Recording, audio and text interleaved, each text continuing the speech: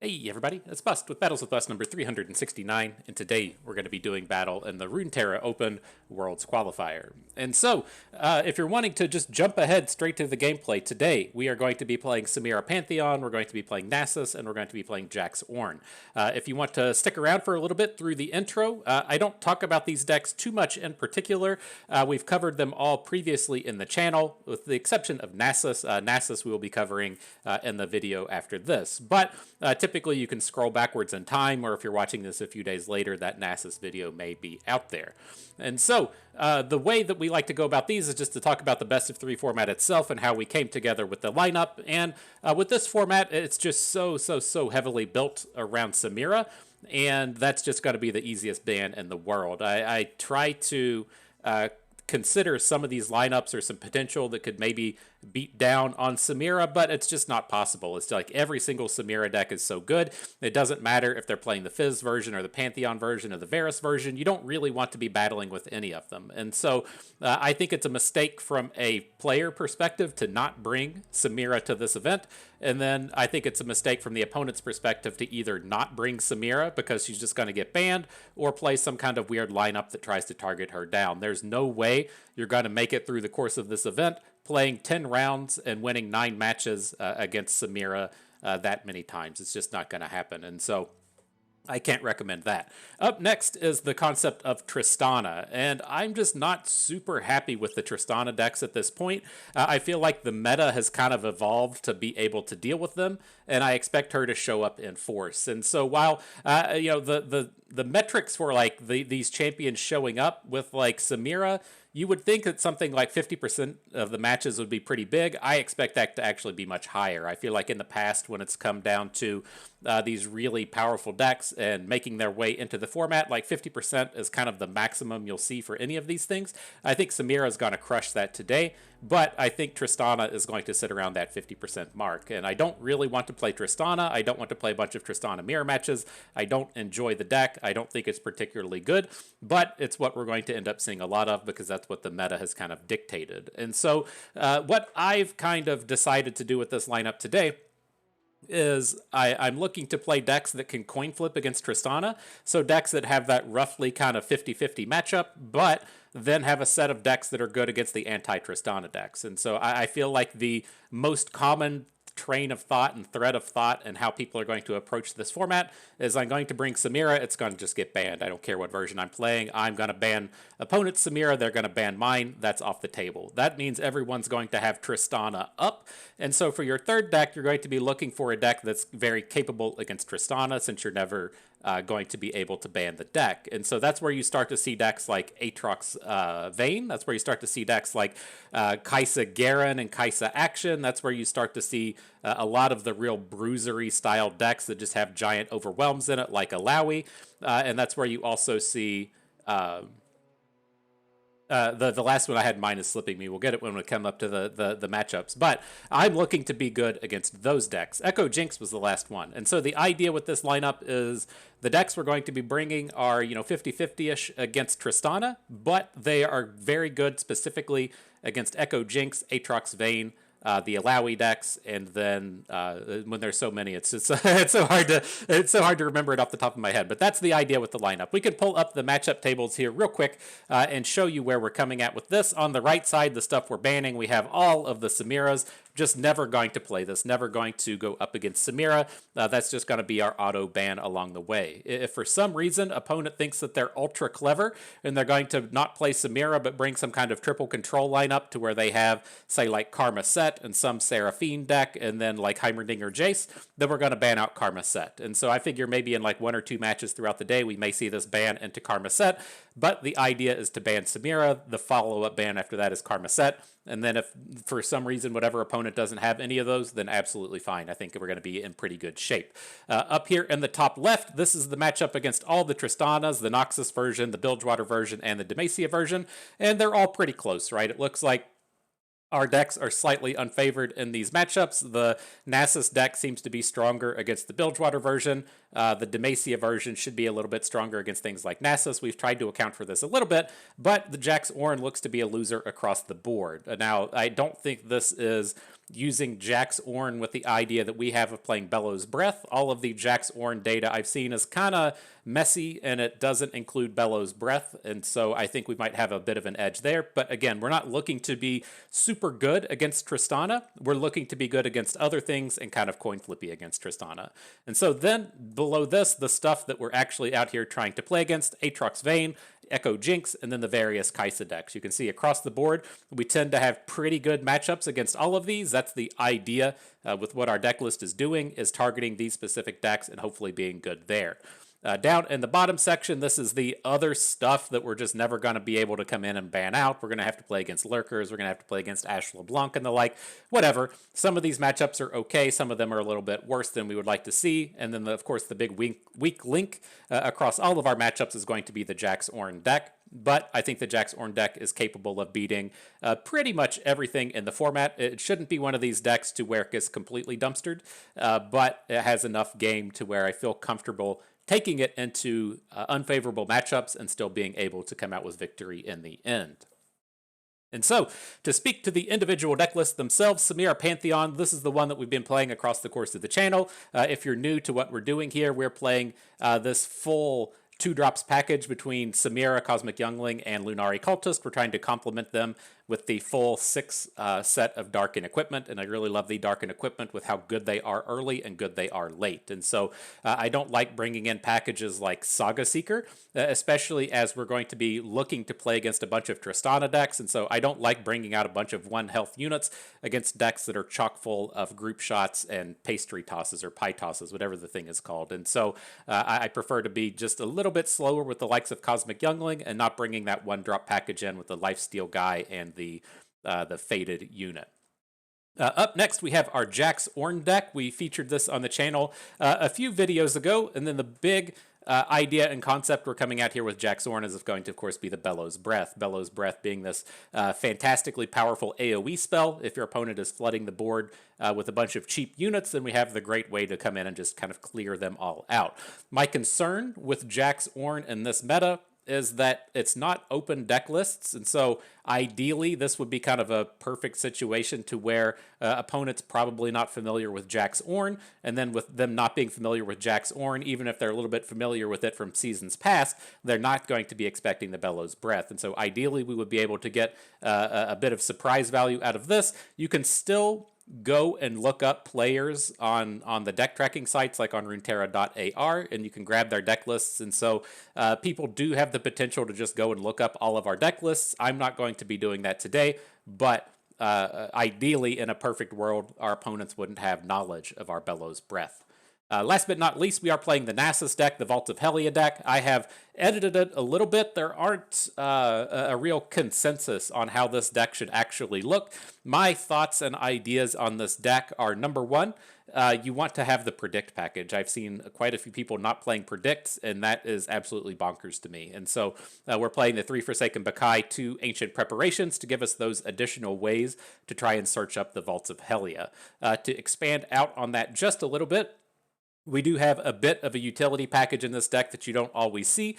We are playing 1 copy of Crumble. This is a card that can be used in the mirror match to blow up an opposing Vaults of Helia. And so I feel like this is a good removal spell anyways, but with the potential for opposing Nasus decks to be out there and on the rise, I like having access to the 1 Crumble, and then I like having access to Rite of Negation. I didn't stop and talk about the matchup table too much, but the Nasus deck tends to have its worst Tristana matchup be against Demacia, and the reason for that being is they're able to flood the board and then play Champion Strength, and if we're able to stop the Champion Strength, then we tend to come out and just win the game. And so I like having access to this 1 copy of Rite of Negation, and then it does a little bit of double duty in just being kind of protective against the more control-y style matchups that you can run into out here in the world.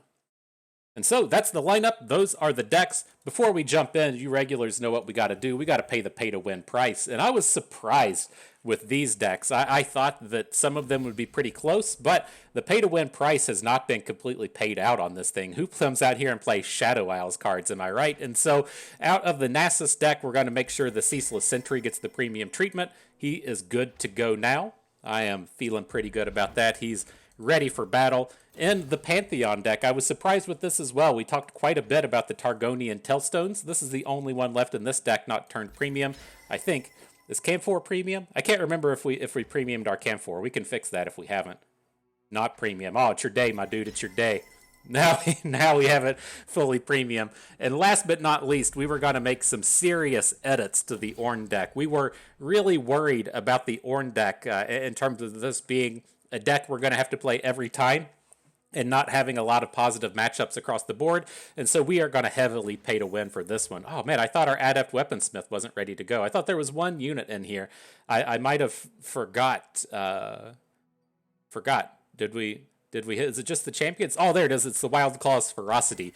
That was the one that we hadn't done, but I don't feel like that's good enough. I don't know how you feel. This deck doesn't have the option to purchase skins, and so we're just going to come in and premium up Jax. We're going to premium up Ornn, and now that this whole deck is ready and premium, it's like, oh my god, I'm ready to go out on that date. I know I look good. I'm feeling good. Looking good. Is it something I have to worry about? I am ready to perform. So that's what that's what everyone wants to hear. As soon as you go out on a date, you know you're looking good, you're feeling good. Just go directly up to your date and say, I'm ready to perform. I bet that will go fantastically. But we have our 2 buys in this event. I've already marked it on our tracker. We'll go ahead and jump into the queue. I don't think the queue should be too bad at this point. I love how this format is set up as to where it's noon for me, and so I didn't have to start playing at like 9 a.m. or something. I got to do my stuff for the day. I went to the gym. I did the grocery shopping. I purchased some Mother's Day gifts and the like, and so was able to get all that stuff out of the way and come back in and not have to worry about playing a match at 8 a.m., a match at 9 a.m., a match at 10 a.m., and the like. And so, this is the kind of lineup we were expecting to see. We are going to ban out Fizz Samira. This is the one that scares me, is seeing stuff like this, because the Karma set deck is good against everything that we bring, but I'm not willing to ban out Karma set over the Samira. And so we're going to have to hopefully be able to do some nasty shenanigans up against the Teemo deck, but we'll see. We'll see what we can do. See if we get off to a good start. Get the scary match out of the way right at the beginning, you know? Oh, we not got our tracker up? Let's see if we can't fix that. Okay, and so with the Nasus deck, I either want to be starting with Predicts or I want to be starting with the Vaults of Helia. I'm going to go ahead and just mulligan everything away. See if we can't pick one of those up. It's a bit of a bait, in my opinion, to hang on to the Rock Bear Shepherd. Kind of glad that he turned back up. Ideally, we would have mulliganed into, removal, or mulliganed into some of those early predict cards. Didn't happen. Just kind of is what it is. All right, time to do your thing, Ceaseless Sentry. Shut down the opponent. Shut him down good. Get right in front of these elusives. This has been a disaster of a draw. Just no removals turning up, no early plays turning up. Not what you want to be doing up against the Tristana deck. All right, Rock Bear Shepherd, it's time for you to shine. Ooh, this is not looking good. Not looking good.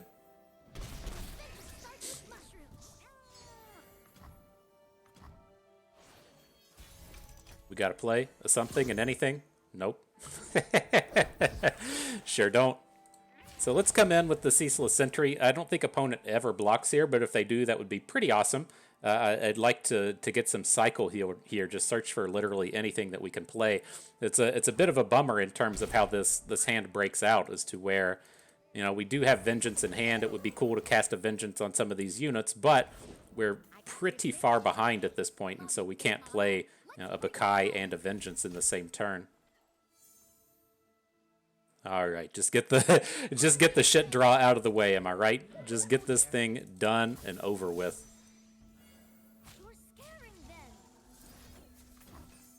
All right, but we got to throw all of our units out front. It's not that bad. Like you'll find yourself in a lot of spaces to where you have to protect your units for the Vaults of Helia. Since we don't have the vaults, we can just kind of come in and throw away our units as is. But if everything just happens nicely here, this is going to be a pretty strong turn for us. We're going to finally start racking up some slays for our Bakai, and then maybe get to activate it and throw it down in front of one of these elusives.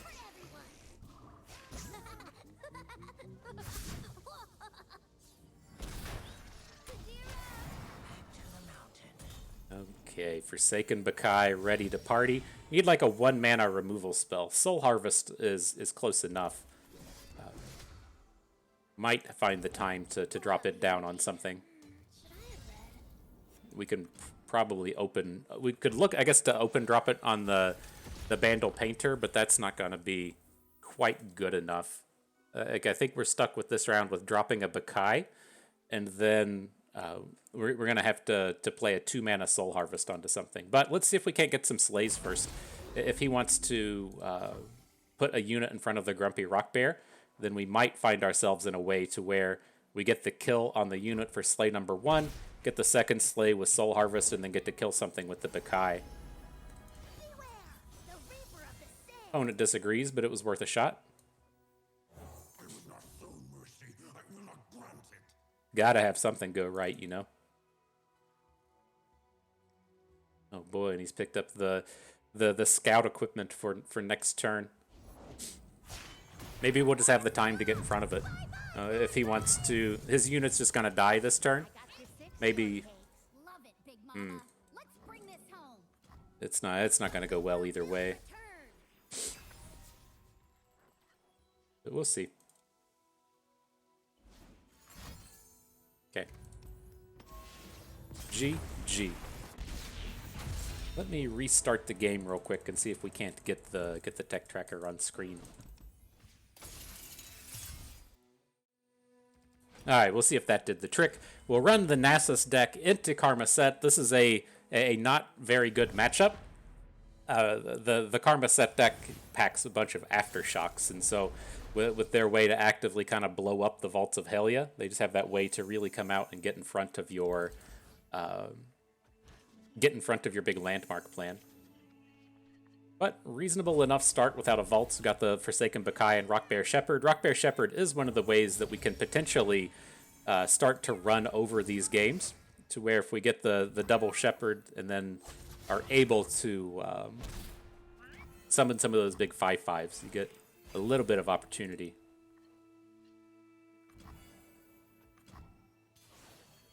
Alright, so with this turn, I'm just going to go ahead and open attack. The opponent wants to play the 3/3 Coin Maker this round, and so if he gets to play it, then we don't get to attack.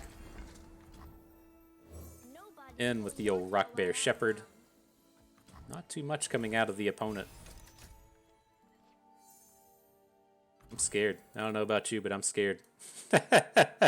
we have to drop the vaults. There's no other reason. I'm pretty confident that Aftershock's going to be coming in, but we get to stick this thing for a couple of turns. We definitely have the opportunity to start popping off. Alright, opponent makes a sad face, didn't have anything. The dragon comes on board. Go ahead and drop our Bakai.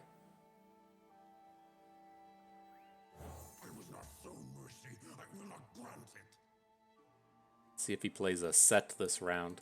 I'm kind of okay with maybe like hate spiking something if he wants to drop set. It's not that big of a deal.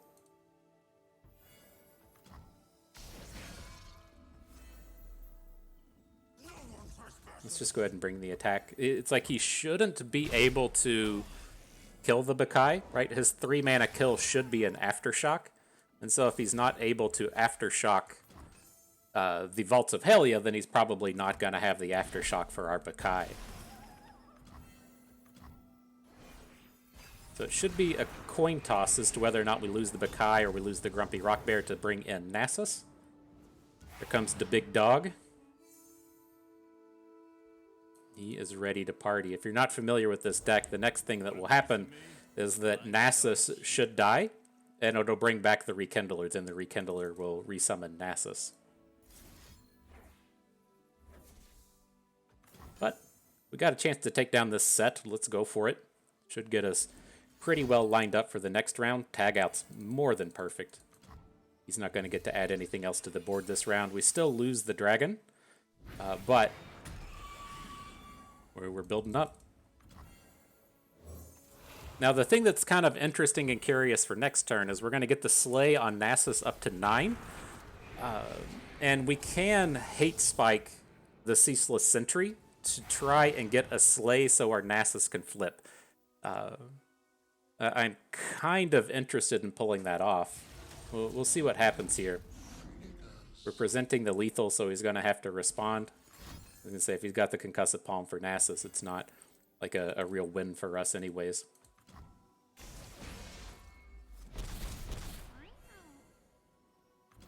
Now the question is going to be, do we want to pick up a... We can sacrifice off the Rekindler to kill Nasus to pick up a new Rekindler. That would be the last Rekindler in our deck because we only have the one left. I don't think I'm really excited about that. I think I want to come in and try and pick up an answer to Set. So let's go for the hate spike onto this Tail of the Dragon. See if we can't get it cleared out. Tag out's okay. And a Rock Bear Shepherd. I don't think I want to add anything else to the board since we already have the Rekindler. So the Rekindler is going to die, and that's going to put a Des and Ada into our hand.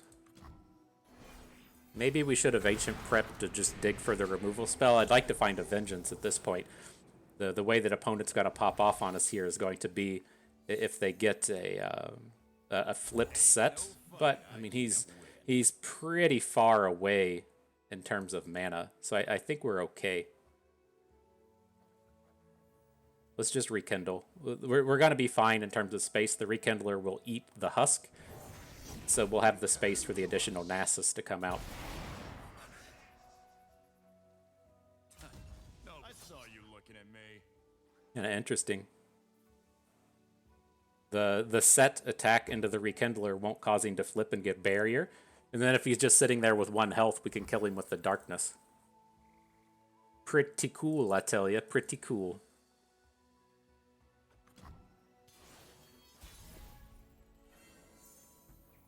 All right, let's send in the squad.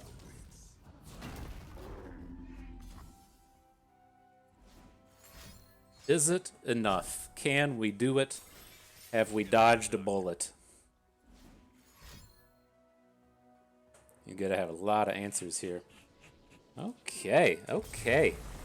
Taking down a game against Karma Set. See if the old Jax Ornn deck can't come through at the end of the day. I don't know what's up with this tracker. I got LOR Master says it's open. Well, is what it is, I guess. All right, Team Premium. Every breath you take. Team Police. See what we can do. You kids know who the police are. Talked about them extensively in our video on this deck. But okay, not a terrible start with the Hookmaster into Castaway. The thing that I'd like to find here is going to be the 1s and the 2-drops. So if we can find that 1-drop that lets you forge, or if we pick up the 2-drop that is a 2/3, the 2/3 is just kind of tough for the opponent to deal with. They're just much more preferable starts than Ionia Hookmaster.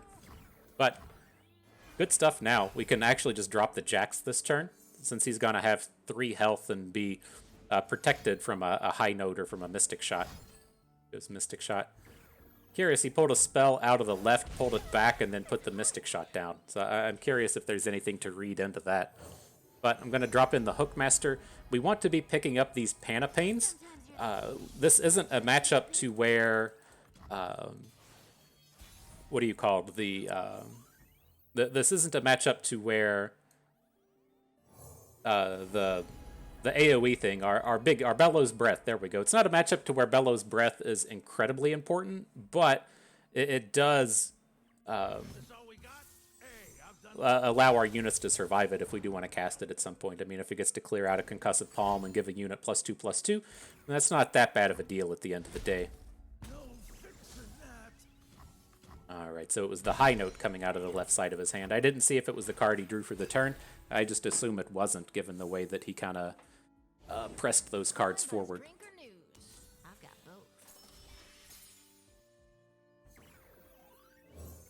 Alright, so let's get our 2/3 on board. This is a kind of tempting block. We'll just let it go. Our Jax should be big enough to get in front of this stuff, assuming he survives the round. Line up for your beatdowns or go all at once. Okay. We could have waited until next turn to done this forge, but I'm just bringing it in now. I'm just doing it, yo. Just doing it. Now we'll bring the squad. This is what I'm kind of talking about with Bellows Breath. The good block for him is this 2-3 in the middle, assuming he just takes the remainder of the damage here.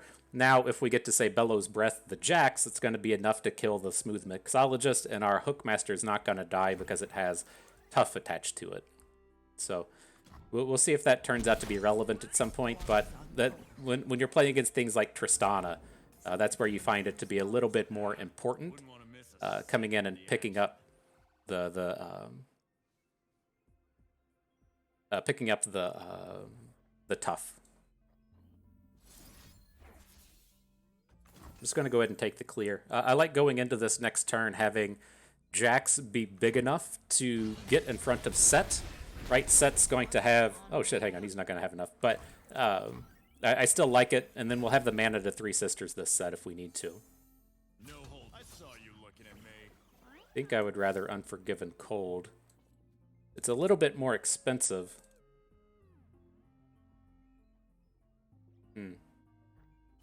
If we go for the Three Sisters Flash Freeze, it lets us follow up with another unit here. But with opponent having full mana, I don't think it's as important.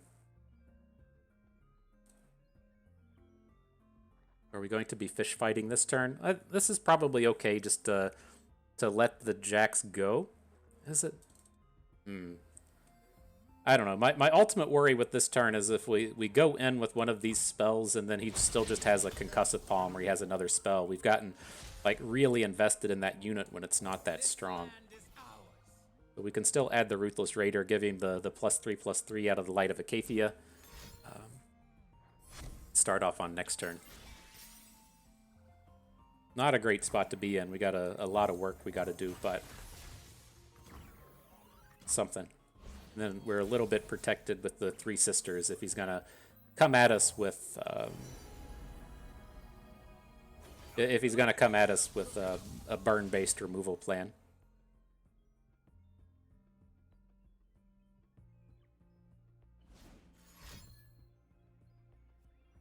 Where you at? Sets at 18 of 40. Halfway there, living on a prayer. You know how it goes. But right now, if he wants to aftershock a unit, and we can Three Sisters and protect. Oh, okay. I thought I messed up my clicking there. This is fine. This is fine. It's especially nice being on the Overwhelm unit. We might get to punch some damage in this turn. I don't have high hopes for the round, but you know, it's better than if this combat trick survives and we still get to punch in. That's pretty good.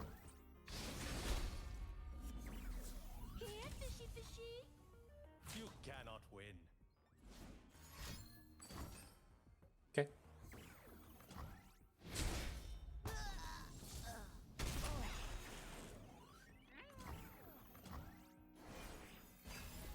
Lots of Overwhelm on board. Do have the Unforgiven Cold to protect against the Set, if we want. I think we're gonna want. We'll see. We'll see.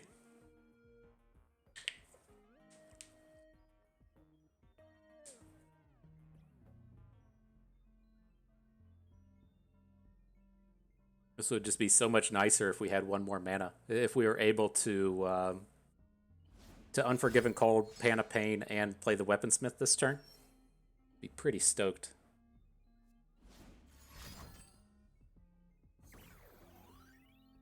Aftershock number 2. Okay.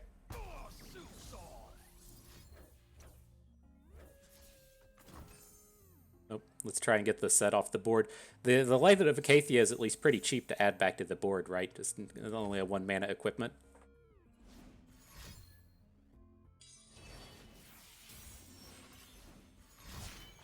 And a deny. Rough. That's rough. So what's his? Oh, he gets the showstopper either way. Yeah, this game's This game's going to be done at this point. That's savage. That's savage. No holds. I saw you looking at me.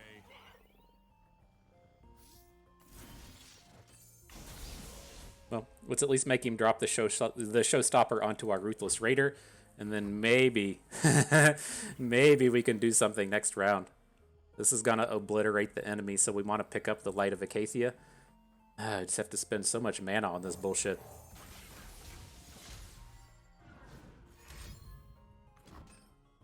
All right, this one's gonna be done. Unfortunately, we'll keep at it. We'll keep going. If we pick up something like Ornn and an opponent just doesn't have anything, we might be okay, but not real stoked with our state here.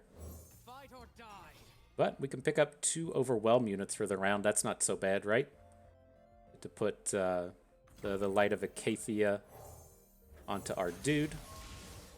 He's well statted now. Can put the Adept Weaponsmith down, forge up the Ruthless Raider, then drop in the Fish-a-Whack. That's a good sign.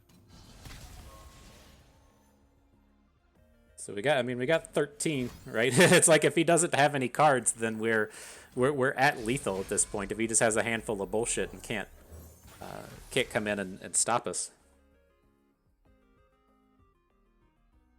That's the way it goes sometimes, you know. They just got that handful of bullshit. Okay. Okay. I don't think this is bullshit enough. Losers, you, me, in the ring. So he's gonna have the showstopper coming back out of this, right? What happened to it? Oh, he hasn't spent mana for the round. That's my bad. Surprised he didn't hook our naturally overwhelming unit. Pick up Scout if it turns up. If there's this world to where we draw Ornn next turn and then we get to drop a Scout on Ornn, you know, it's another shot, another chance at it. I think our chances of winning this game are quite low.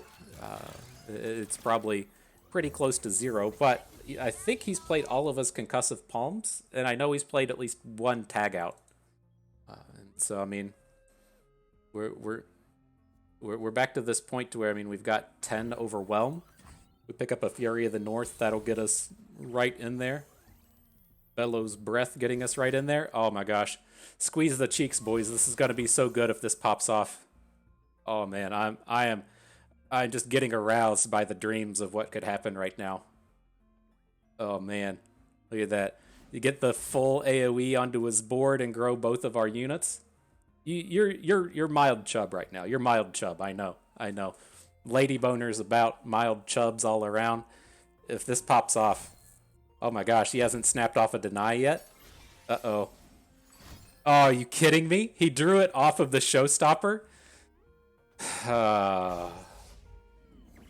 Man, that's these spots. If you want to actually come out and win these events, like if you're wanting to come out and say, you know, win a pro tour or something, these are the spots that need to go your way to have it happen, right? We got into the bad matchup. We managed to take it down with Nasus.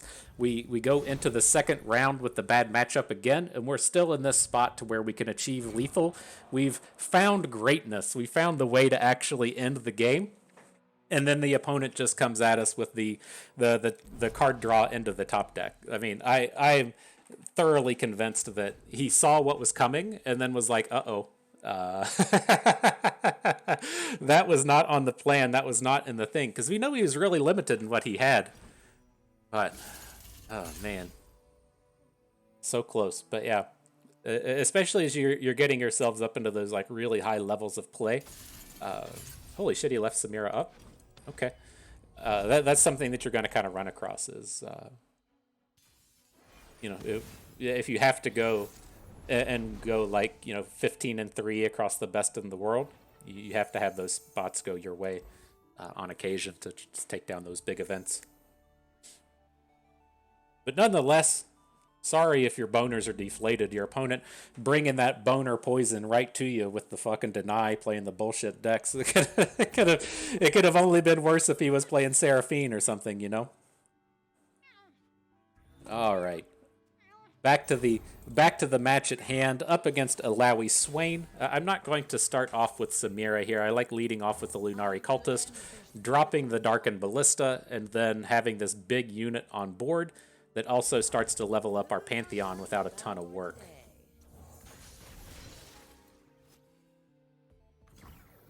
Battle time. Sorry about the deck tracker. I got caught up with how awesome life could have been. That dude just out here ruining everybody's day. It's tough. It's tough. All right, I'm just going to target and pass. I'm a little worried about just dropping Samira down on this board. Like, as it stands, you know, opponent doesn't really want to come in and attack our dude. And so I'm okay with leaving her back just a little bit.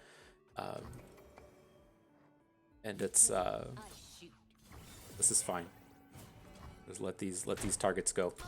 We've got our target for the turn. That unit's done a lot of work. We'll see if we can't get our Samira up and running now. Could potentially have the combat trick with the Tellstones if we need it. I prefer the Samira not to die because we don't have a lot to do after this. Right? We're kind of banking on a Pantheon after this, and so I think I do want to give her the Sharpened Resolve. I'm glad to see the heavy metal come down a little bit early before we drop the Lodestone. That's pretty cool if you ask me. Gonna be bringing a little bit more heat. You usually don't see Disintegrates coming out of this deck, but I think this is okay.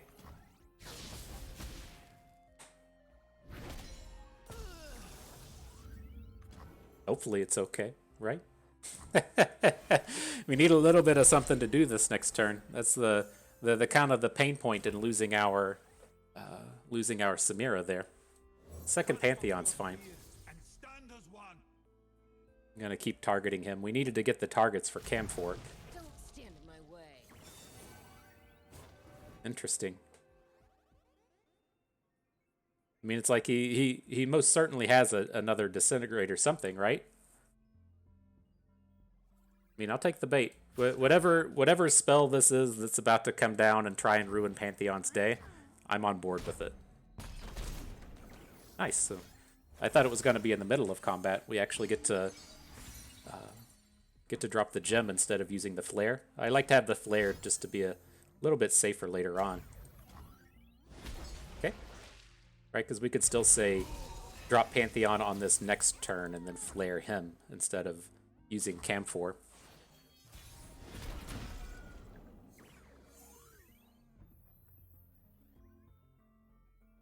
I think he's going to be okay here. It's like we have the option to be a little bit slow, but I don't think Camphor is that impressive on this board. I like the idea of coming in and really trying to punish this Tentacle. If we can get this Tentacle off the board, it should give us quite a bit of time. See what happens with the flip. We cry out, no more gods, no more demons. No more gods, no more demons. Just Pantheons. So what do we hit? Fearsome Challenger, Regenerate, Tough, and Fury. Not bad. Not bad. Very defensive set of keywords. So how do we feel about sending him into this Tentacle? I think we're just kind of stuck doing it. But opponent shouldn't be able to stop this in the middle of combat. And then if we, on our next turn... Is this Fated not activated yet? It's got, like, the symbol isn't grayed out yet. We might actually be able to flare into him if we need to.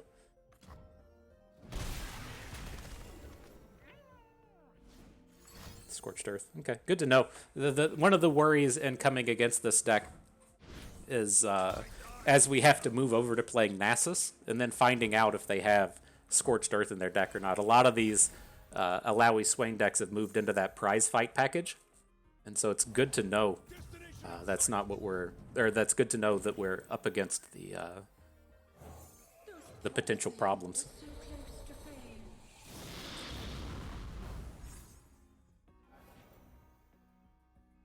But Cam 4 comes online. I'm curious if opponent's actually willing to attack into it. Is not. And so that's pretty reasonable for us. Now we're going to start dropping Harazis. Harazi is going to give us some pretty good combats here. The 7/7 capable of taking down a Leviathan. We know that he has Swain in hand. I don't think he'll play Swain before combat, and we're certainly not going to pass the turn. So taking down the Leviathan's hopefully good enough for a bit. Thing to note about Swain is the Swain ability, the strike thing, doesn't... oh boy. It doesn't count towards spell shields. He's just smoked our spell shields, but it's worth noting that, you know, if we did have the spell shields on the board and the Swain comes down, then he can still potentially stun through our dudes.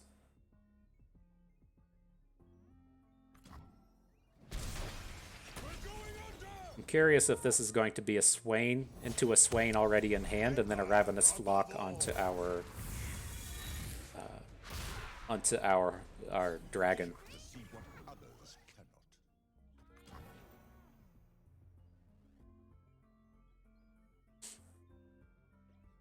But I'm kind of excited about this Yulia. It's interesting with Yulia in that, oh, now that we picked up the Expanse's protection, I was going to say how we want to go about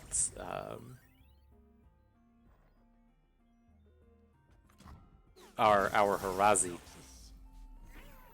So he takes the stun. We still have the Cam 4, and we still have this brutal skirmish in hand. I think we're pretty safe here.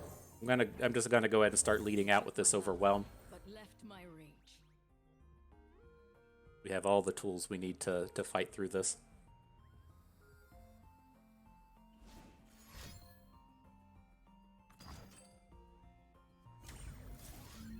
Oh, it's so weird. You gotta, with the brutal skirmish, you gotta click the opposing unit first. It catches me off guard every time.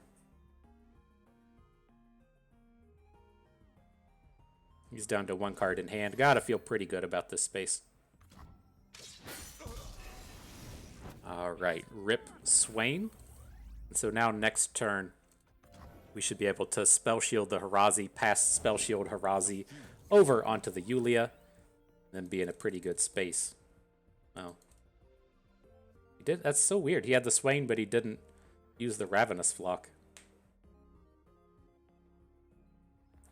So how are we handling this? He can't, like, we can block the Swain. I think that's just what we're stuck doing. It's just like if we draw any unit next turn, we're in pretty decent shape. I kind of want to cycle out the Guiding Touch this turn.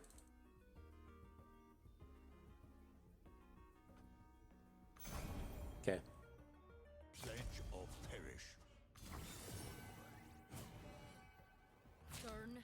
Oh, no, we prevent 3 damage blocking the Swain. Okay. It's also kind of interesting seeing this 1 health unit stay on the board, given that it gives us a space to potentially hook in a bunch of damage. I'm just gonna go ahead and heal the Harazi. I don't want to have to worry about something like a Ravenous Flock coming in, and now we have to find a unit. And so, do we? So let's see. Next turn, we can get away with some stuff here. I'm thinking, do we want to Pale Cascade now or Pale Cascade next turn? And I don't think the 2 points of damage are going to matter. If we have 14 attack into 5 health, that's 9 damage. And so let's just go and try and find a unit. I don't want to have to play the Flare next turn and then not have a unit turn up. Okay. So we found one in the Ballista. Ideally, just play something a little bit cheaper, but the Ballista can certainly get the job done. So Wounded White Flame comes in. We're going to put the Darkened Ballista onto the Harazi, give it 7 attack or 9 attack, then have the 2 9 attack Overwhelmers. Oh my gosh, perfect draw, huh? Oh boy, oh boy. Squeeze them cheeks, fellas.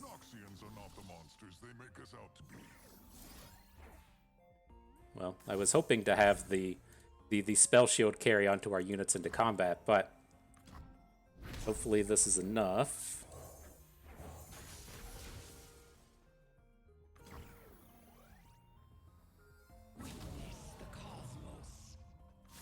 I'll leave the Flare at home.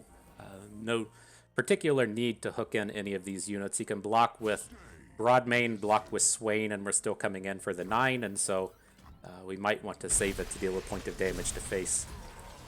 Whew. Hope you all squeeze them cheeks, though. You're not wanting to go into that last turn. You've got it all set up so well. You know you're so well protected because you have the spell shield in hand, and then opponent comes at you with the with the card draw. Whew. Okay, made it through that one.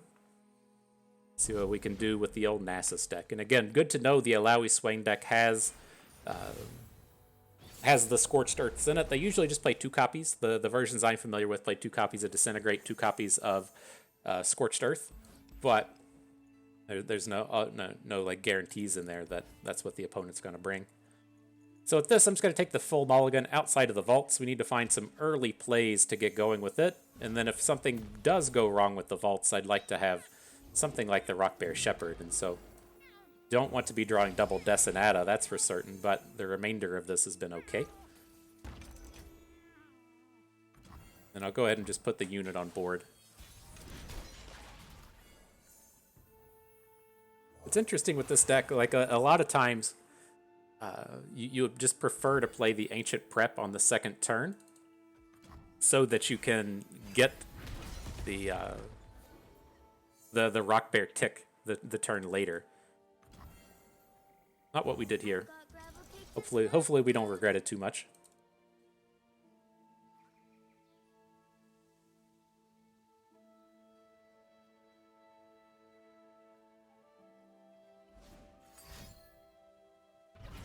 Eye of Nagakaboros. Alright, well, let's go ahead and start trying to get in front of this thing. We may need to find a vengeance sooner than later, so going ahead and taking the cycle is fine, especially when we should be able to protect our board just a little bit with, if he has 1 removal spell to kill a unit, we should still be able to kill off the second unit with the vaults. Scorched Earth coming in, sure thing. We drew a second vaults, which is hopefully good enough here. Also have some more predicts should we need it.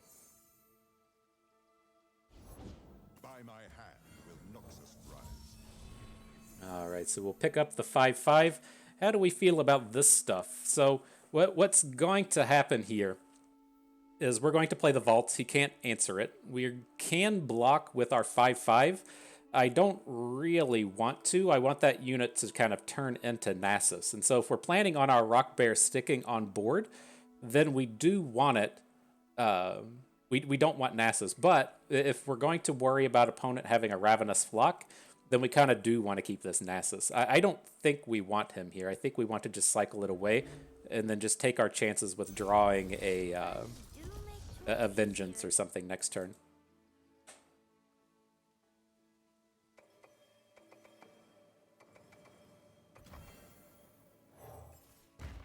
All right, vaults number 2. See if he changes his mind about anything now that the vaults has come in. Doesn't seem to be. Man, we don't have any slays up to this point. That's wild. I was checking to see how much damage our Bakai was going to be slaying for, and it is not. He's not doing any slaying. Poor guy.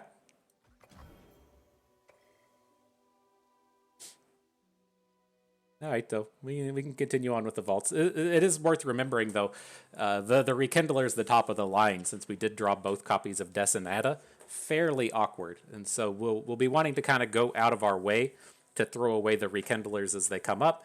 And then one thing, as you start playing this deck, you have to kind of really keep track of the units that you've drawn, because the deck tracker doesn't do a good job of keeping track of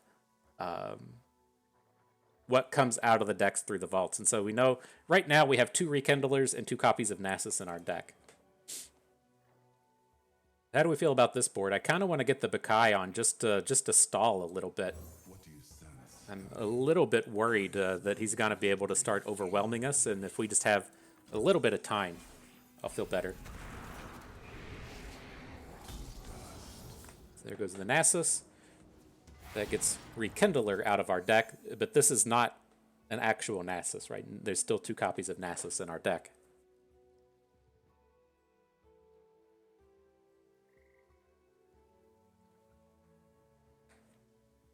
And as it stands with this board, nothing will die to the vaults at this point, right? We don't have the Decinatas are stuck in hand.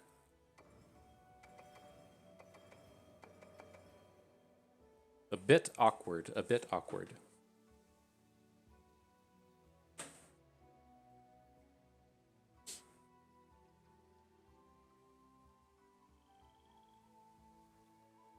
Opponent thinking on it real hard, thinking on it real good. What you coming at him? Make it rain. Alright.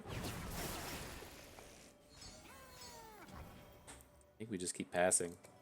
At this point, he doesn't know that our hand is just stuck with Decinatas. And oh, he kills off the Rekindler for us. I appreciate it. I think. I don't know, man. Maybe I don't appreciate that. He brings a stun onto Nasus. We still have 3 blocks on this board. He doesn't have an Overwhelm for the Tentacle, but he does get to Overwhelm with a Lowy. I would like to put... Well, we're not going to be able to quiet us a Lowy because she's going to have a giant attack stat this turn. Okay.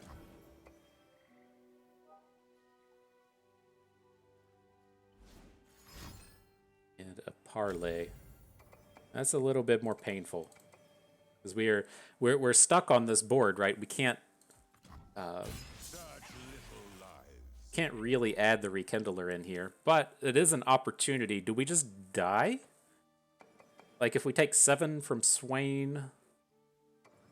No, I don't think we win the game if we start dropping Rekindlers here. Like the big one is we do still get to block the 9 coming out of the Tentacle, right? So have that block here, block in front of Alawi. Are we just dead? Oh, I guess we could have mathed that one a little bit harder, but damn, that was painful. Oh, it's because all of our units die to the Swain thing. Okay. Oof, no removals. That's rough. But victory unlocked for opponent. Well done, Swain. On to the next one.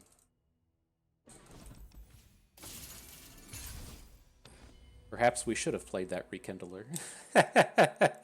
We still had 1 in our deck, and so the spot that I was looking at was like, it's like, well, we really kind of need to get a lot of value here. We should have stopped to see if we were actually going to survive that attack. I should have done the, perhaps should have done the math on that one, but I thought we were really going to struggle, and so I thought that we would be able to. I thought we would be able to. Have our small units just die, survive at like 2 health, and then get the Rekindler down, and then get the AoE on the next turn. All right. Next battle, though, up against Yuumi Pantheon. No vaults up to this point. Let's see if we can't dig one up.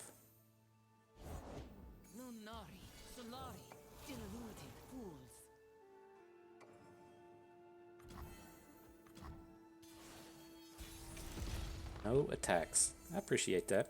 I appreciate it.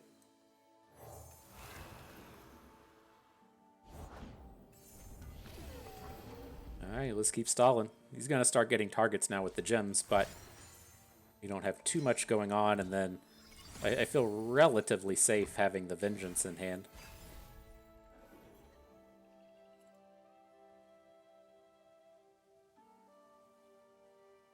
No vaults. Sad day. No slays up to this point either. 3/3 Nasus just hanging out.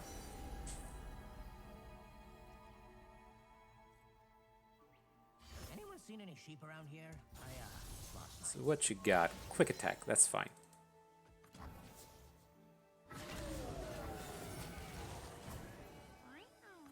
Alright, you're doing the work, little sentry. What do we got? A hate spike? Not quite what we were looking for, but we got to start spending some mana. We got to start getting some slays. Drop the Soul Harvest onto the Shepherd. I will die Sure. when I am ready.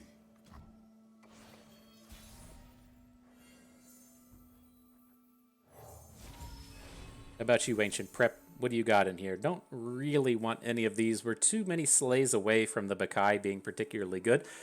But, I mean, it might be where we actually need to go. We're going to get to drop Nasus next turn. I feel fairly safe dropping Nasus. Maybe we just need to pick up the second Nasus to... for when this starts to inevitably go wrong. He's just so far behind at this point. How many slays are we realistically going to get here? Maybe we can pick up the Bakai. We have the 2 slays out of Hate Spike. That's gonna be doing some work. So this will put the Bakai in hand.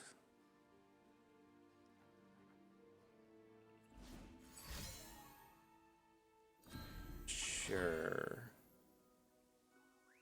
That wasn't on my radar.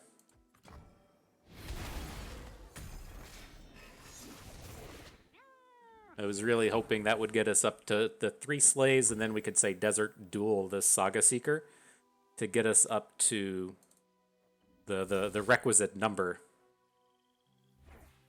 Now we have to leave Vayne on board. That was a disaster of a chain vest.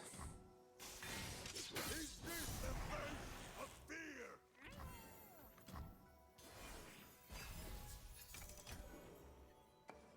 There's the vaults. So let's see what happens. I mean, we can pretty safely take 4 or 5 damage this round. That's not a big deal. We have the unit on board, right? We have the Haunted Husk, and so we can look to just drop the vaults. And then, I mean, he can tumble this turn, but it's not a particularly scary one. It's like if he tumbles a, like a scout unit, I don't know. If you play a scout unit and then tumble that for your scout attack, then get to re-attack, we're going to lose the game. But I think we're still kind of safe here. I mean, we have the answer to this Wounded White Flame.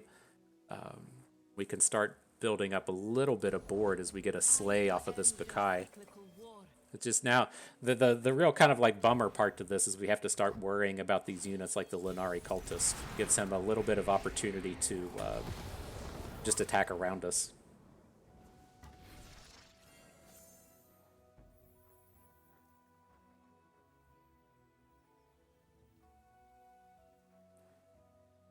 Do we want to go for the Bakai at this point? I'm leaning towards just dropping Nasus.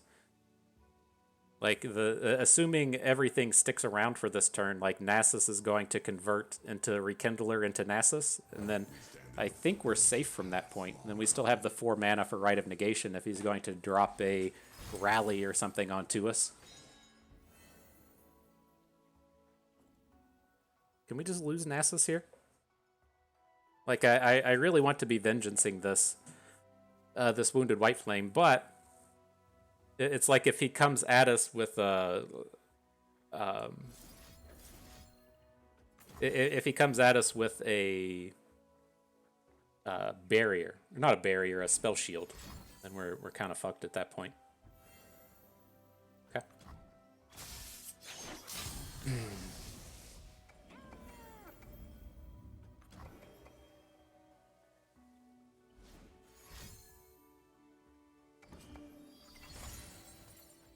Okay. Who do you have for us, deck? Our friend Rock Bear Shepherd. Welcome to the board. Let's see what we can do.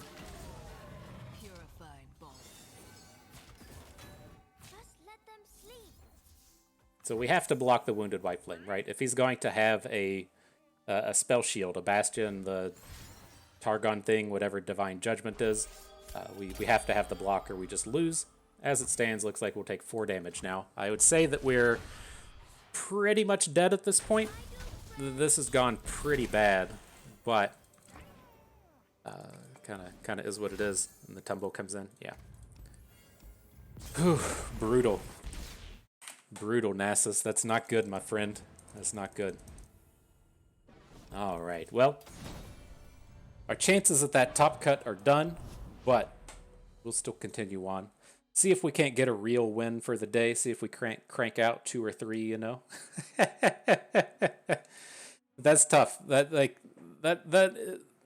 matchup right there is you know kind of basically what we're looking for, in the sense that you know we got to play against Alawi Swain, which is a good match. We got to play against the Pantheon Vayne deck, which is fine, and then our decks just didn't come through at the end of the day. Now we have to see if we can't 2-0 the opposing Nasus. I don't know if you all had an opportunity to enjoy the Nasus mirror match, but it's high rolly as fuck. I'll certainly give it that. Not to say that there's no skill involved in the match, but it's tough. And then the Ornn matchup into Nasus is not particularly good either. And so, oof. Let's see. All right, the dog fight, a little dog on dog action. Let's see how it goes. No predicts, no vaults of Helia. Take the full mulligan. Found a double vaults. So I will say this is the match we brought the crumble for. It's so incredibly important to get the vaults up and running.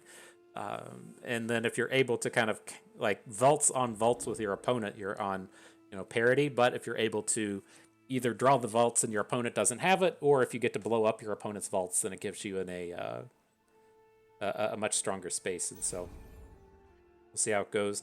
Opponent kept 3. I don't know if I'm excited about that. You should have a pretty decent hand as well. And then the way I'm going to look at this is I don't want to play our Sentry on turn 2. I want to have him on turn 3 so that if it comes down to it, we can still try and hate spike away the Sentry, get the little unit on board, and then have the little unit to start churning through the vaults. So happy enough to kill off his unit there, but this having stuff on board for the vaults can be ultimately exceptionally important here.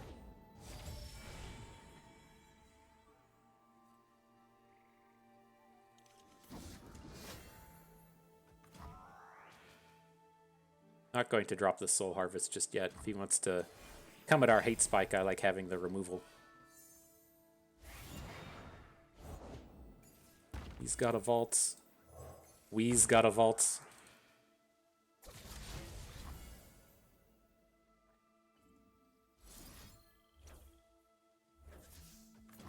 Let's see how it goes.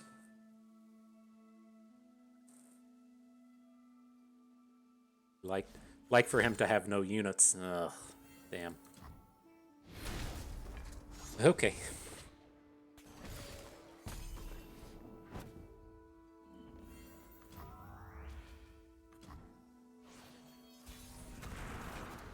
Little bit of Frown Town. At least he's not up into the big unit space yet. That's at least a perk for us. I'm gonna drop in the Rock Bear Shepherd. I'm a little bit worried about the Shepherd because it dies to a lot of stuff. It dies to Quietus. It dies to Soul Harvests, and so it gives the opponent the kind of easy way to get the unit off of the board. But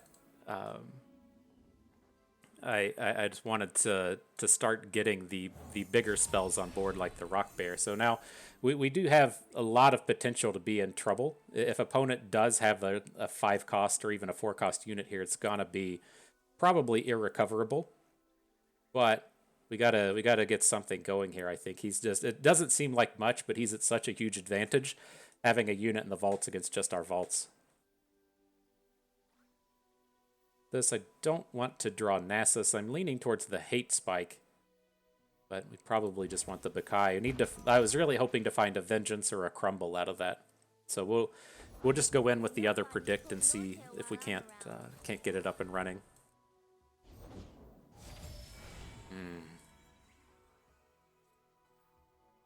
What a disaster! We should have just played the dragon.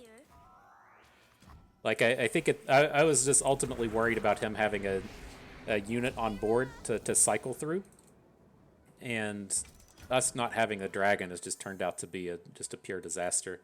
Like, I think if we had the dragon and then he just played a Vengeance, that would have been completely okay. So,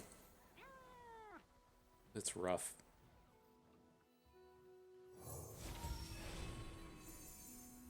Alright, there's the Vengeance.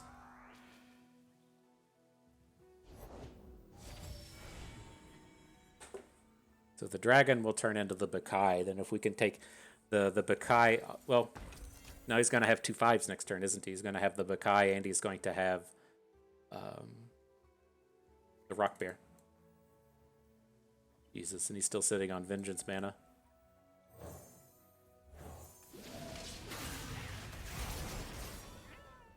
This is going to be bad. We ruined this game on that dragon.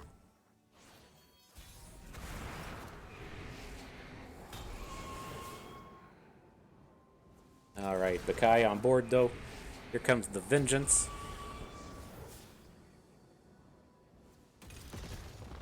He has the 5/5, so we can't really stop this since he's going to be able to get out in front of it. So he'll get his Nasus next turn. We could look to drop our Nasus and at least try and force him into playing Vengeance. And then if he plays his Vengeance, we'll get a 5 next round off of one of our 5s will die next round and we'll get the 6. But yeah.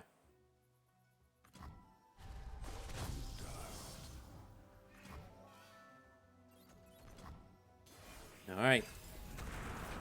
Keep on digging, removals. Keep on digging.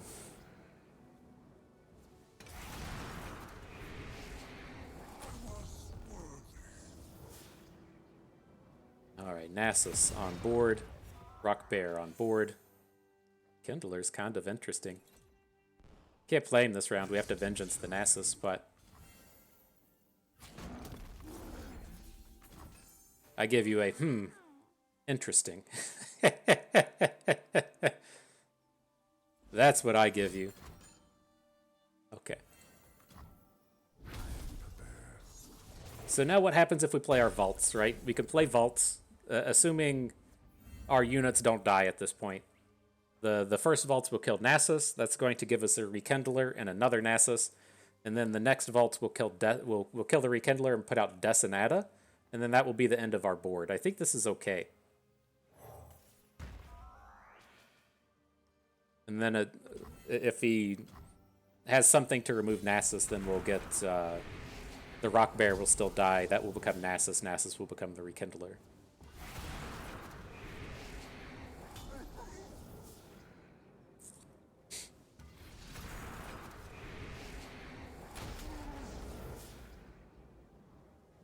And he's got a Nasus.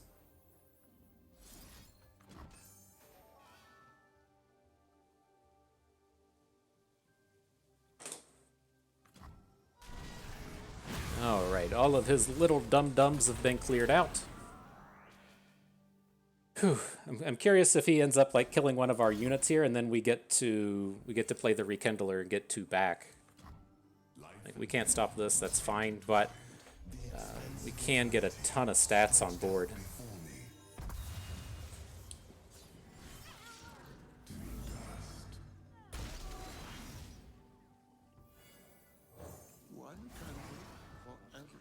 Oh, okay. I played the Rekindler, and I thought that we completely whiffed that. Okay, we're dead now. I saw the Rekindler take up the space, and I was like, oh my gosh, we played it without the room. Oh, okay, that's brutal.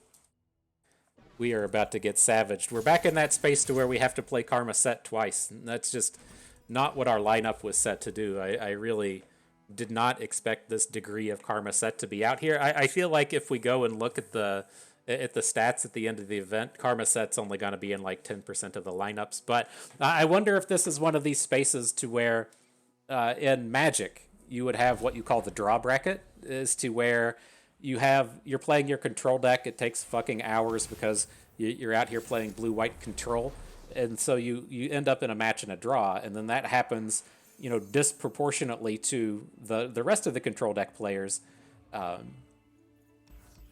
because they're all, you know, playing slow decks, and then as a result of that, you get into the draw bracket, and then in the draw bracket, you're just playing mirror matches all day, and it's just a humongous grind fest against stuff that you probably don't really want to be playing against, right? You typically bring your control deck to the event in the hopes of playing against aggro all day, or against mid-range decks all day, and That your strategy just gets completely wiped out right from the start.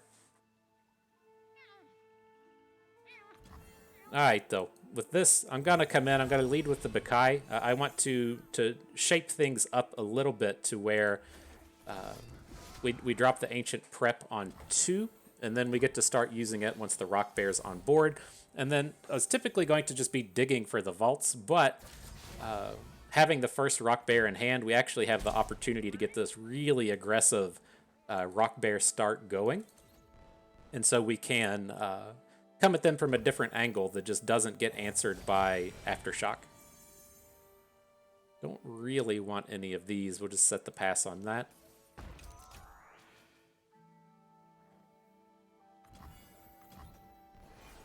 Right, we'll take it a little bit slower into the vaults, give him hopefully a path he wasn't hoping to chase after. Rise and shine, sleepy dupes. Rise and shine, sleepy dupe.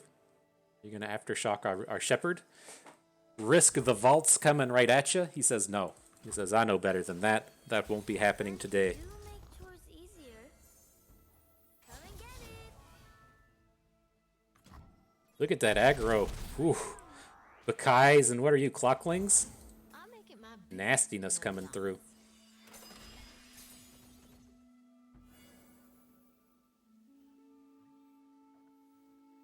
We messed this up, didn't we? I had it in my head that we weren't going to have the... I didn't want to play the Rock Bear, and I just wanted to take the open so we didn't have the time to mess with our stuff. That was incorrect. We should have just gotten the Rock Bear on board. That's okay. And he had the Aftershock ready to go.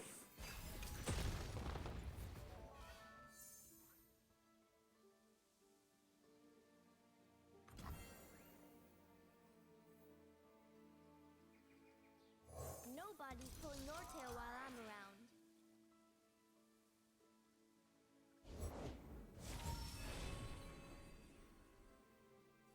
around. All right. We'll get him back in order. We'll get him back. I think we want to hate spike this turn. I'm gonna try and take down the Clockling.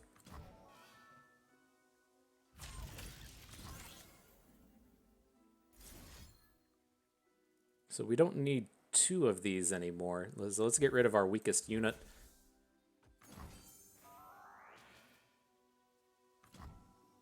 Curious what Husk comes out, the Camaveran Dragon, ready to eat it. Okay. Yeah, I mean, we still definitely got sloppy with this one, and missing that Rock Bear attack. No real good excuse for that, but hopefully we're coming at an opponent here with an angle he wasn't really prepared for.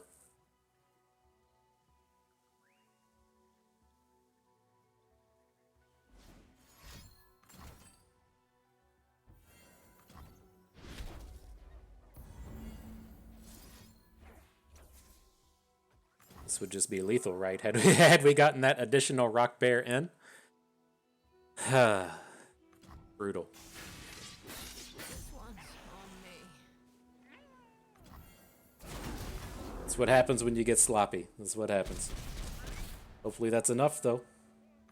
One can dream. One can dream. The big dog turning up.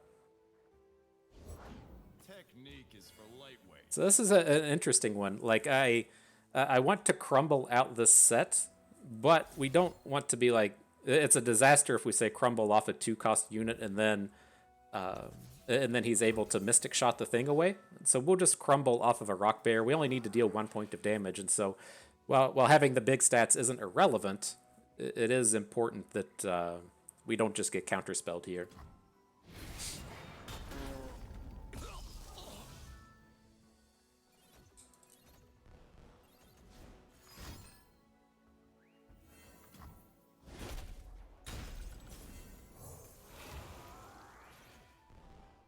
All right, then we'll be taking the open attack next turn. It's like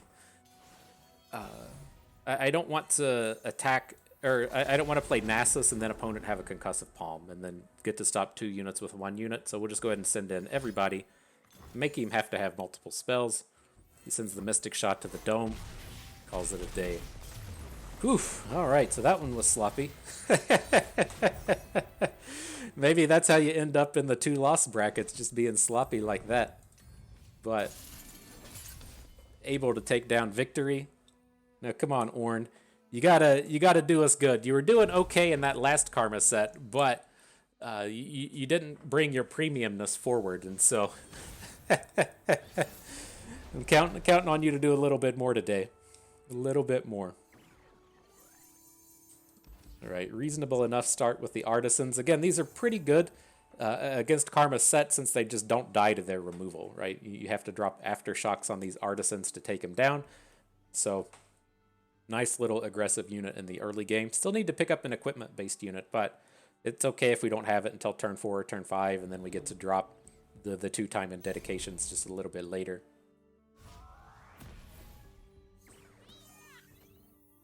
A bit awkward though with the Unforgiven Cold and the Entrancing Lure. Not exactly the not exactly the spells we're trying to start with in this match. A broken thing is a waiting thing. Look at that, she ready to aggro. She actually have horns? Or is that just her hat? This sheep-looking thing has horns. I'm going hat. Looks like a hat.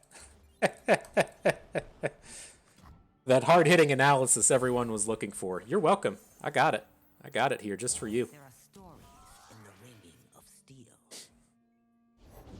The order rewards. And a Shadow Assassin. Sounds good. I was willing to... if opponent played a 3-3 here, I was ready to send a catch into the unit. He didn't have it. This is fine. We can potentially look to come at him with just the Wild Claw Ferocity next turn. You prefer to have the Wild Claw Ferocity fall onto a unit that has an equipment on it, but we'll see.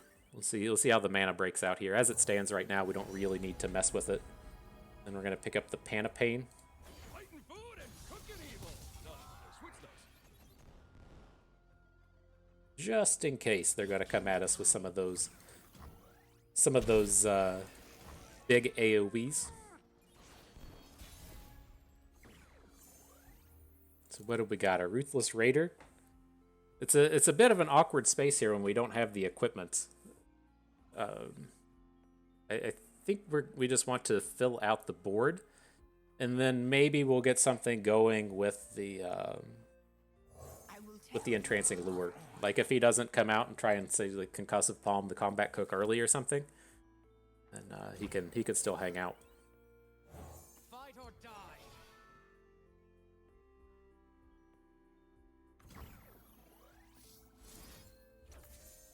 All right, look at that. To the forge.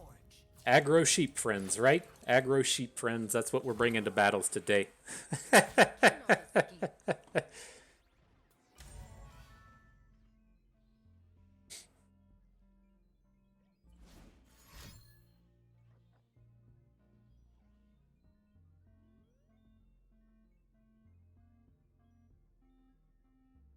Something coming in.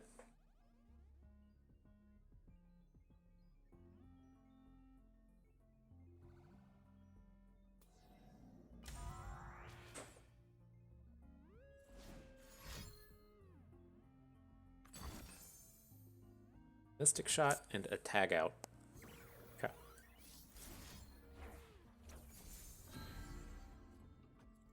I'm curious if the Ruthless Raider will survive. This is definitely worth the 1 mana. Like, we're not really in a spot to play catches anywhere, and then if the Ruthless Raider survives, that's such a big swing of damage. So happy enough with that. And then he pulled back the Smooth Mixologist, so I'm curious if he just wants to replay it this turn or just doesn't really have anything else in his hand to spend mana on. Typically, like if you wanted to play Set, you wouldn't really be upset about banking 3 mana coming into this next turn and then protecting him like with Deny or something.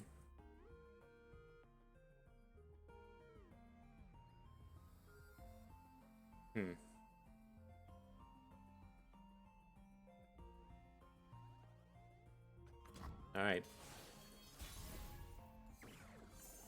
The second Wild Claw Ferocity. I dig it. We're not going to play it here, but I like what it brings to the table. It's just spread out all the damages. Send in the squad. Come and get it. So everybody can survive the block. I assume he's going to put the Smooth Mixologist somewhere down here where it dies. Really surprised to see it not come in front of the Ruthless Raider, prevent the damage and get the kill. Maybe he wants the unit for next turn, but you know, pretty decent spot. This is falling out how we want. We want to be able to play Ornn on the opposing turn, then swing around to 2 turns from now, open attack with the second Wild Claw Ferocity. We might be able to pull something off that way. Interesting. He Hex Obliterates the big unit and Concussive Palms the one with the equipment on it. I guess that makes sense from a damage perspective, but our Ornn is excited to have he's excited to have an equipment still hanging out.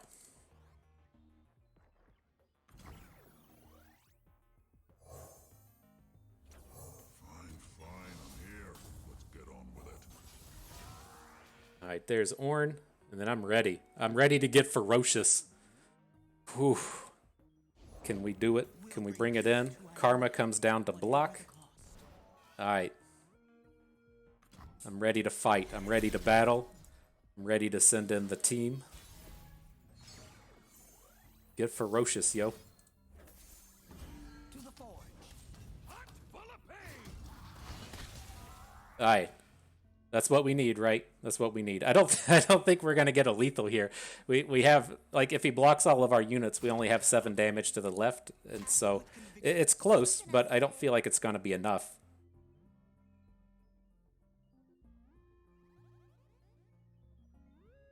Just gotta keep grinding, you know. I do like seeing him put the block in front of Ornn. If we get the Ornn to flip, that's such a big deal for the next round of attacks, and so maybe he'll survive and get to summon the Ram next turn. Looks like some kind of spell coming onto our Wild Claw.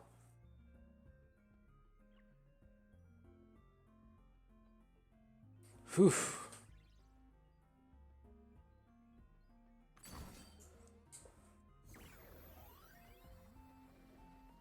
Okay. I'm gonna save this Unforgiving Cold for next turn. I want to be able to stop a set if there's going to be a set coming in and doing some kind of shenanigan. Have another. We'll see. He gets to go into turn 10. He did just spend a karma, so hopefully he doesn't have another karma and get to come in and just pop off with everything, but we'll see. Definitely like seeing him play these draw spells before his turn 10.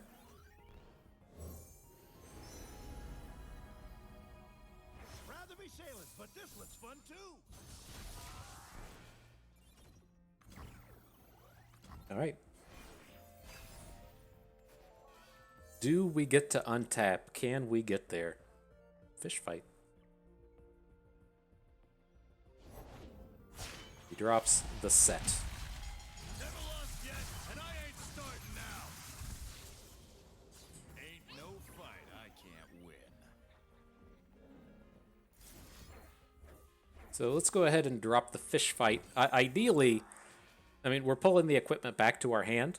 We could move that around. I just don't want the good Panapane, this 5-attack Panapane, sitting on Ornn when the opponent can drop Showstoppers. And so ideally, we can put it onto something like this dumb Hookmaster that only has 1 attack, or 0 attack, and give us an additional way to get up to 3. How many coins does he have? 6? So the show's definitely stopping today, and we did lose out on the equipment. Do we just let this attack happen? If we want to spend 8 mana, we can't do anything else, so it's like we could either play the Unforgiven Cold and protect the Artisan. I think that's where we want to be anyways.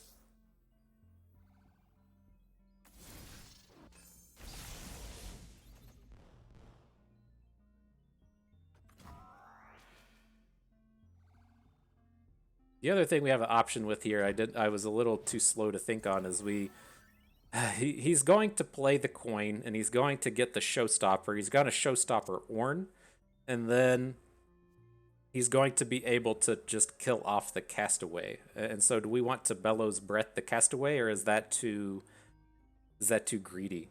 Because like I just ultimately worry that we're going to come into next turn and just have to start playing cards. Like, it's not where I want to be. Hey, I've got stuff to do after this, you know. All right, we'll try the Bellows Breath. It's so brutal if he has a Mystic Shot or something. Oh, I forget that he keeps taking damage off of that. Shit. I keep thinking of it in terms of where we're going to play it and then the unit's just going to survive, and that just did not happen. Okay. I think our day is done. I think our day is done.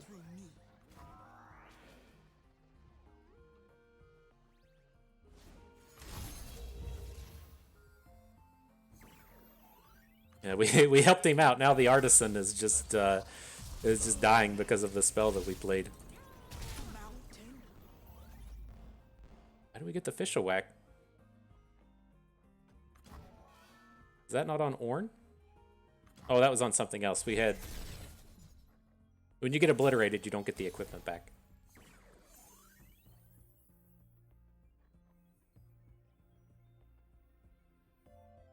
So we gotta get the Ornn down, right? We have 11 mana. So I mean that's all we're going to be able to do.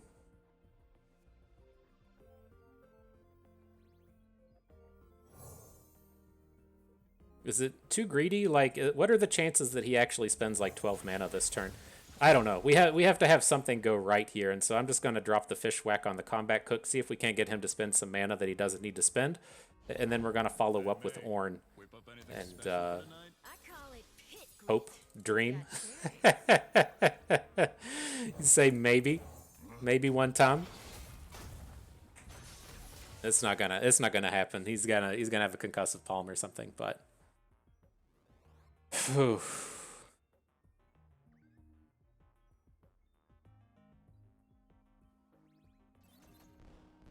Savage. Well, you at least got turned premium, Ornn, right? You got to come out and do battle. You got to do your thing. All right, opponent's playing weird spells. Maybe that's maybe that's okay for us.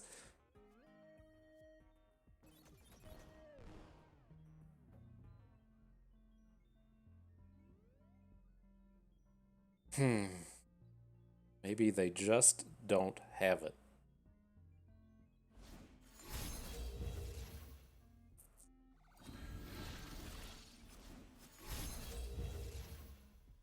Is he gonna get up to the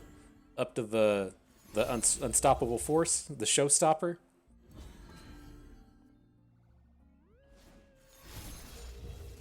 Looks like it.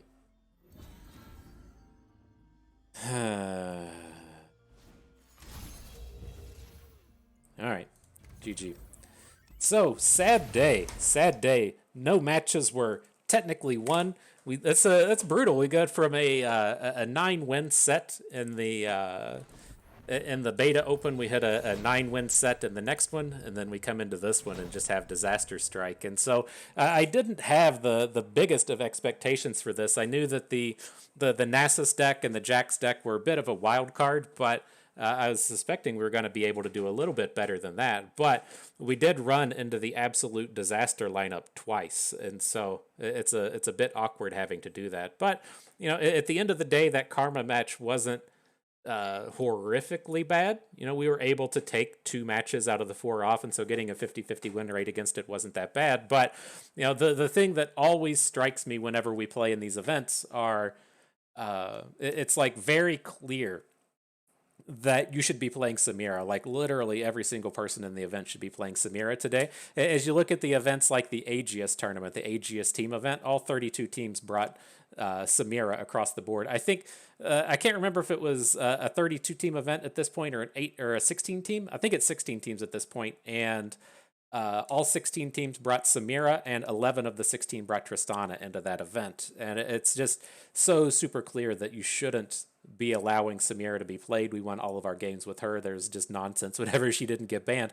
But the kind of like the Tristana piece was what was up next. And The one Tristana game we played, that was just a complete blowout. That's something that'll happen with the Nasus deck. But where I'm trying to kind of go to with this space is I always recommend that you kind of just come out and play good decks.